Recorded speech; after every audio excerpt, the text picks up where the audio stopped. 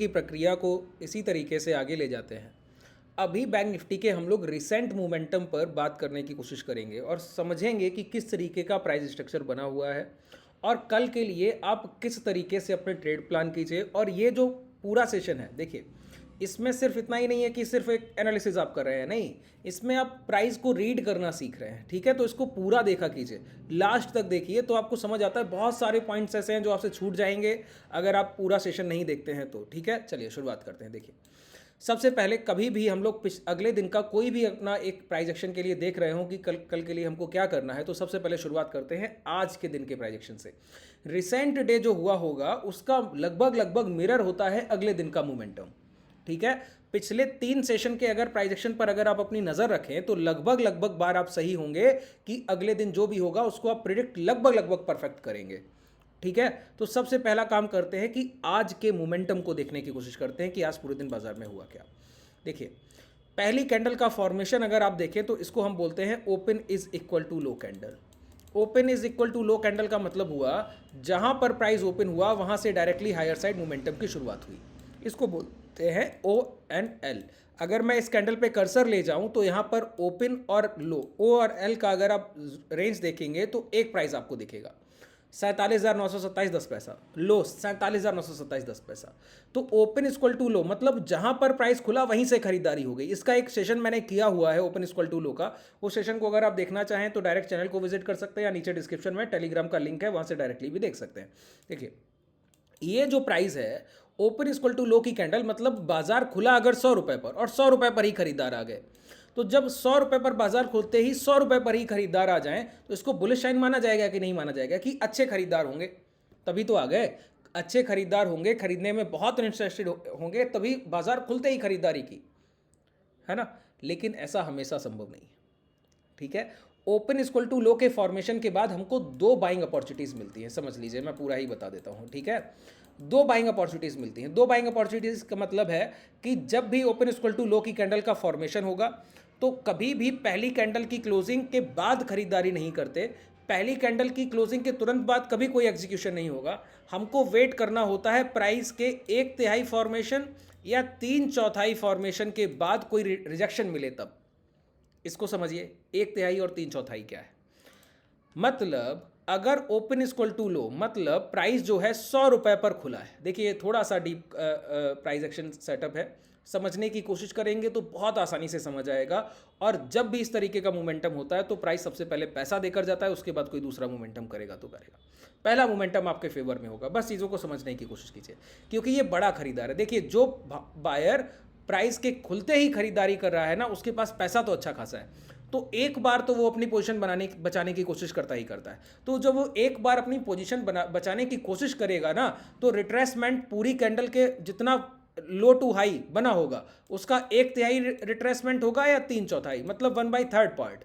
अगर 100 पॉइंट कोई प्राइस ऊपर चल कर गया तो 33 पॉइंट की गिरावट के बाद वहां से रिजेक्शन दिखेगा। रिजेक्शन का मतलब है कि लोअर साइड से कोई एक प्राइस, गिरता हुआ प्राइस अचानक से ऊपर आकर क्लोज करे, जिसमें लोअर साइड एक विक दिखना चाहिए, एक हैमर की तरह फॉर्मेशन हो, या फिर डोजी बनने लगे, या फिर प्रीवियस स्विंग हाई कोई ब्रेक हो जाए। तो ये हमको बाइंग के एक तरीके हैं कि ये खरीदारी हमको करनी चाहिए। ठीक है, समझिए इस चीज़ को। पहले जैसे कि कोई प्राइस 100 रुपए पर खुला है और 100 रुपए से खुलकर 110 पे जाके इस तरीके से क्लोज किया, और ये जो फॉर्मेशन है वो ओपन इक्वल टू लो की कैंडल का है। ओपन इक्वल टू लो की कैंडल के फॉर्मेशन का मतलब क्या हुआ कि जहां प्राइस खुला वहीं से चल कर गया, मतलब खरीदार बहुत अच्छे हैं। जब तक ये लो ब्रेक नहीं होगा तब तक बिकवाली नहीं होगी। जैसे कल के सेशन के लिए आज के लो 47,920, लगभग 47,900 का प्राइस। जब ये ब्रेक होगा, अगर प्राइस थोड़ा गैप अप करे और कुछ भी यहाँ पर कंसोलिडेशन के बाद लो ब्रेक करे, गैप डाउन से करेगा तो अलग सिनेरियो। गैप डाउन के बाद तुरंत शॉर्ट नहीं करना है, लेकिन खुलने के बाद अगर ये 47,900 ब्रेक कर रहा है तो हम लोग शॉर्ट की पोजीशन लेंगे। अभी एक प्राइस मैं आपको और दिखाऊंगा, वो पूरा एक रेंज है, उसके बाद हम लोग पोजीशंस लेंगे। ठीक है, समझिए। पहले ओपन इक्वल टू लो, पहला कैंडल बना तो ये खरीदार यहाँ पर बहुत स्ट्रांग है, और ये खरीदार अपनी खरीदारी कब करेगा? 100 का भाव 110 गया है, 100 का भाव 110 गया है। तो मैंने कहा 100 रुपए पर खुला था, 110 की क्लोजिंग है, तो टोटल मोमेंटम कितना हुआ? 10 रुपए का। मैंने कहा 10 रुपए का 1/3, 1/3 हिस्सा। ठीक है, तो 3 तिरका 9 होता है सर, 33.33, वही 3 रुपया 33 पैसे।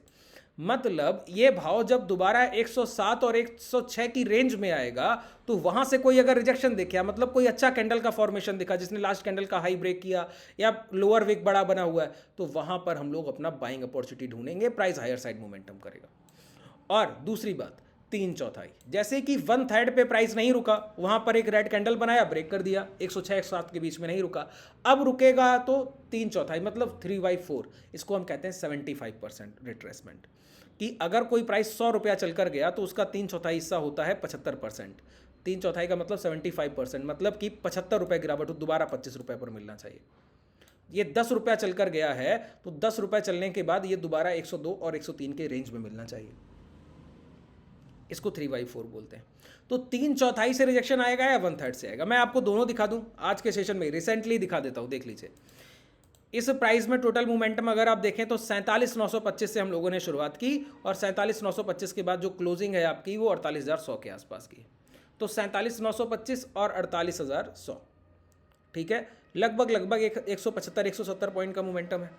170 पॉइंट के मोमेंटम का हमको क्या चाहिए, 1/3 पार्ट, ठीक है। 1/3 पार्ट का मतलब है लगभग 60 पॉइंट, 6 3 18 होता है तो 60 पॉइंट तो 1/3 हो गया, ठीक है, 1/3 हिस्सा हो गया। और यही 33 लगभग 120 130 135 पॉइंट या 140 पॉइंट हो गया, लगभग 75%, 130 से 140 पॉइंट। तो यहाँ से जब क्लोजिंग के पास हम लोग पहुँच गए 48,095, तो हमको जब यहाँ से हाई से जब गिरावट की शुरुआत हो रही, बॉडी साइज से देखिए, ठीक है। अब इसको बहुत एक्सप्लेन करना पड़ेगा, फिर मुश्किल हो जाएगा, मैं कॉम्प्लिकेटेड नहीं कर रहा हूँ, चीज़ों को आसान रखने की कोशिश कर रहा हूँ। तो यहाँ से जब 160 से गिरावट होती है तो कितना गिरावट होना चाहिए, नियर अबाउट 140 150 160 पॉइंट, ठीक है। तो 160 से जब गिरावट होगी तो प्राइस को कहाँ रुकना चाहिए, 48,000 के आसपास। देखिए ये रफली फिगर है, बहुत ध्यान रखिएगा, कभी भी गलती नहीं होगी। ये 48,000 के आसपास जब प्राइस पहुंचेगा तो वहां से हमको क्या चाहिए, वहां से कोई रिजेक्शन मिलना चाहिए, या तो हमको मिलना चाहिए 60 पॉइंट से या फिर 150 160 पॉइंट से, ठीक है। तो यहां से जब गिरावट होती है तो 60 पॉइंट के आसपास तो प्राइस लो ही ब्रेक कर रहा है, अभी रिजेक्शन आया नहीं। यहां पर हमको पहला रिजेक्शन देखने को मिला 47,995, प्राइस दोबारा नीचे जाने की कोशिश किया, तुरंत रिजेक्शन आया, क्लोज करने आया 48,022 पर। समझ आ गया ना कि ये 3/4 की रेंज से डिमांड उठाने की कोशिश करेगा, ठीक है। जितनी खरीदारी हुई उसके 3/4 से 3/4 75%, ठीक है। ये 70 से 80% की आप रेंज मान सकते हैं। अब जब भी ऐसी खरीदारी होगी तो हमको यहाँ पर बाइंग अपॉर्चुनिटी खुद देखना होगा। जैसे ये एक हैमर बना है, हैमर के ऊपर ये कैंडल क्लोज कर गया, तो ये हमारी खरीदारी का स्तर है, ये आपका एसएल है।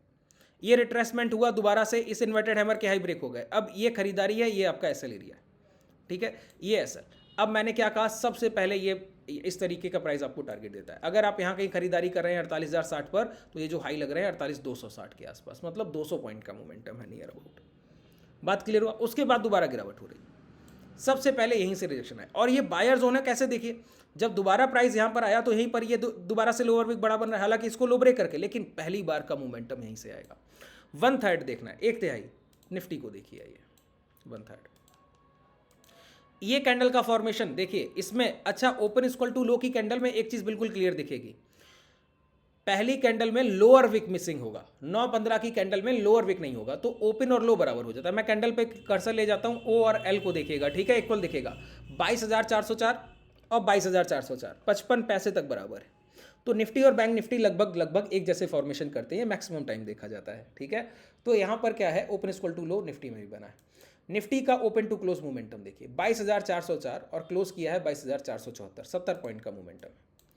70 पॉइंट का 1/3 कर दीजिए, ठीक है, तो लगभग 26 से 30 पॉइंट की गिरावट, 25 से 30 पॉइंट की गिरावट चाहिए।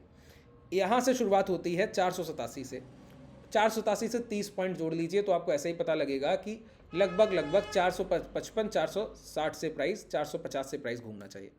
यहाँ पे प्राइस पहुँचा ये 455 के पास से, देखिए पहला प्राइस रिजेक्शन लिया, समझ आ गया कि रिजेक्शन यहीं से आ रहा है। प्राइस दोबारा इसको टच किया, जैसे नीचे जाने की कोशिश किया, अंदर आके क्लोज किया। Closing is must important, closing से ज़्यादा महत्वपूर्ण किसी भी प्राइस में कुछ भी नहीं होता। तो ये समझ आ गया कि ये 3/4 तक 3/4 75% का रिट्रेसमेंट नहीं करना चाहता है, ये 1/3 का ही रिट्रेसमेंट करना चाह रहा है। तो प्राइस ने टच किया, यहाँ पर रेंज बनाया, जैसे ही इस रेंज से प्राइस निकला आप खरीदारी करेंगे और आपके सामने टारगेट है। बात क्लियर हुआ। ओपन इक्वल टू लो के फॉर्मेशन के ये दो सेटअप याद रख लीजिए, बस इसमें एक बात बहुत करने वाली है, गौर करने वाली क्या है, प्रीवियस ट्रेंड। अच्छा, ट्रेंड क्या होता है अगर आपको नहीं मालूम है तो मैंने आपको बताया, डिस्क्रिप्शन में टेलीग्राम का लिंक है, वहाँ जाकर सेशंस के लिंक मैं प्रोवाइड करा दूंगा, तो वहाँ से जाके आप देख सकते हैं, ठीक है, नीचे डिस्क्रिप्शन में जाकर। और डायरेक्टली चैनल को भी ओपन करके देख ही सकते हैं, सारे सेशंस 1 बाय 1 एक एक करके, ठीक है। वहाँ पर पॉजिटिव और नेगेटिव कंसोलेशन का सेशन जरूर देखिएगा। पॉजिटिव और नेगेटिव कंसोलेशन आपके लिए सबसे मस्ट है। अगर आपने वो नहीं देखा तो समझिए आप कभी बॉटम और टॉप नहीं देख पाएंगे, ध्यान रखिए इस बात को, देखिए समझिए। आप बोलेंगे उसका मैं टेलीग्राम में लिंक भी पिन करा दूंगा, आप ज्वाइन कीजिएगा, वहाँ मिल जाएगा, ठीक है। अब ये आपकी खरीदारी है और उसके बाद ये आपका टारगेट है, ये आपका एसएल एरिया है, ठीक है। तो किसी भी ओपन इक्वल टू लो की कैंडल के फॉर्मेशन के बाद 1/3 का रिट्रेसमेंट या 3/4 का रिट्रेसमेंट, ये ध्यान रखिए। देखिए ये पूरी तरीके से टेक्निकल है, पूरी तरीके से मैथमेटिकल है। अगर आप बोलें कि प्राइस में आंकड़े काम नहीं करते तो ये देखिए, सबसे ज़्यादा प्राइस में आंकड़े ही काम करते हैं सर। क्वांटम डेटा पर जितना प्राइजेक्शन में काम होता है, छोटे छोटे प्रॉफिट्स को बहुत बड़ी अमाउंट से गेन करने के लिए, वो पूरा काम पूरा आंकड़ों पर होता है, पूरा क्वांटम डेटा पर होता है, ठीक है, समझ लीजिए इस बात को। आइए, तो ये हम लोगों ने प्राइजेक्शन देखा कि आज का मोमेंटम कैसा था, प्राइस खुला और ओपन इक्वल टू लो की कैंडल के फॉर्मेशन के साथ। तो ये तो बड़े खरीदार थे, बड़े खरीदारों ने अपनी पोजीशंस को पहली बार बचाने की कोशिश की, उसको एक मोमेंटम की तरह भी हम लोगों ने समझ लिया। उसके बावजूद जब क्लोजिंग का समय आया तो प्राइस गिरकर बंद हुआ, ये होता है प्राइस का वीक साइन, इसको हम कहते हैं प्राइस का कमजोर साइन। जब भी प्राइस पूरे दिन कुछ भी मोमेंटम किया हो, अगर क्लोजिंग के समय प्राइस का एक्शन कैसा है वो हमारे लिए ज़्यादा ज़रूरी है। क्लोजिंग के समय बाजार गिर कर बंद होगा, मतलब कल की शुरुआत नेगेटिव हो सकती है, नेगेटिव शुरुआत, कल का भाव कमज़ोर हो सकता है, प्राइस की में वीकनेस देखने को मिल सकता है शुरुआत, ऐसा नहीं कि पूरे दिन रहेगा। अगर प्राइस मान लेते हैं गैप डाउन करे तो शुरुआत तो नेगेटिव हो गई, आज का प्राइस गैप डाउन किया, शुरुआत तो नेगेटिव हो गई ना, प्राइस की क्लोजिंग कैसे हुई, नेगेटिव हो गई। लेकिन प्राइस का इंट्राडे मोमेंटम हायर साइड था, पूरे दिन प्राइस ने सस्टेन कराने की कोशिश किया, लेकिन क्लोजिंग के टाइम पर फिर गिर गया। मॉर्निंग में भी एक रिट्रेसमेंट मिला था, अब किए भी गैप डाउन थे। खरीदार गैप डाउन के बाद खरीदारी किया, पहले रिट्रेसमेंट के बाद खरीदारी किया, अब ये तीसरी बार है। अब इसके सामने खरीदारों का टिकना मुश्किल लगता है। जब तक प्राइस, कौन सी रेंज तक हम होल्ड करेंगे बताइए। ये इसके पिछले 2 दिन का कंसोलिडेशन आपके सामने है इस तरीके का, ये प्रीवियस मोमेंटम, इस प्रीवियस मोमेंटम का जो स्विंग लो है वो है 47,766, मतलब 47,770। जब तक प्राइस 47,770 को ब्रेक नहीं कर रहा है तब तक हम लोग शॉर्ट सेलिंग की कोई बड़ी क्वांटिटी नहीं लेंगे, क्योंकि यही खरीदारी का आखिरी भाव है। अच्छा, खरीदारी का आखिरी भाव मतलब जिस बायर पर हम बिलीव करते हैं, जिस बायर के पहले हम शॉर्ट सेलिंग नहीं करते, कैसे पता लगता है बताइए। वो पता लगता है जब प्राइस में कहीं से एक बड़ा इनिशियल मोमेंटम आया हो और उसके प्रॉफिट बुकिंग के बाद जहां प्राइस को रोक दिया जाए।